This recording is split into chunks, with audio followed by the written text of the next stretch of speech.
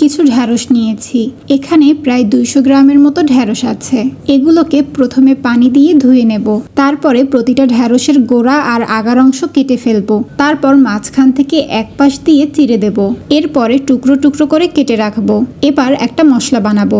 একটা বাটিতে নেব 2 টেবিল চামচ টক দই, 2 টেবিল চামচ পেঁয়াজ বাটা, আধা চা চামচ রসুন বাটা আর তার থেকেও কম একটু আদা বাটা, 1 চিমটি ধনিয়া আর জিরার গুঁড়া, 1 চা চামচ মরিচের গুঁড়া, আধা চা চামচ হলুদের গুঁড়া আর স্বাদ মতো লবণ।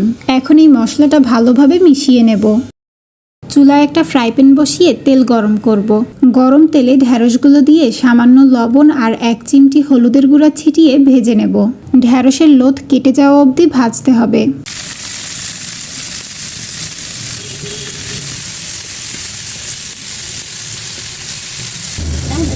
যখন ঢ্যাঁড়সগুলো হালকা নরম হয়ে আসবে তখন এগুলো উঠিয়ে রাখবো। তারপর এই একই প্যানে আবার একটু তেল দিয়ে আগে থেকে তৈরি করা মশলাটা ঢেলে দেব। সাথে সামান্য একটু পানি দিয়ে ধীরে ধীরে এই মশলাটা কষাতে হবে। মশলা যত ভালো কষানো হবে রান্নার স্বাদটা তত বেশি ভালো হবে। এর পরের কাজ মামুনি করবে।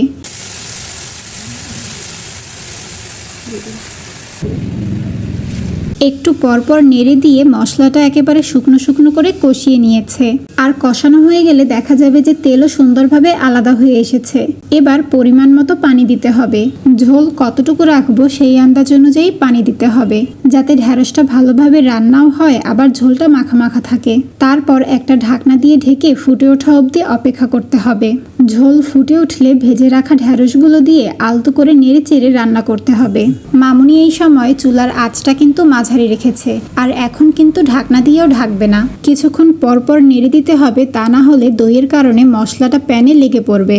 কুচি কুচি করে কেটে রাখা ধনিয়া পাতা দিয়ে আবার হালকা করে নেড়ে দেবে।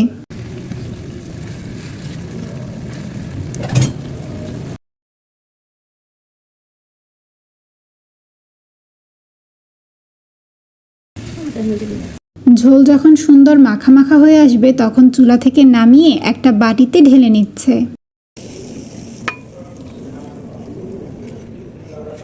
ব্যাস তৈরি হয়ে গেল টক দই দিয়ে ঝাল ঝাল ঢ্যাঁড়স রান্না। আর এই ঢ্যাঁড়স রান্নাটা এতটা মজা হয়েছে যে গরম গরম ভাতের সাথে খেতে কিন্তু দারুণ লেগেছে।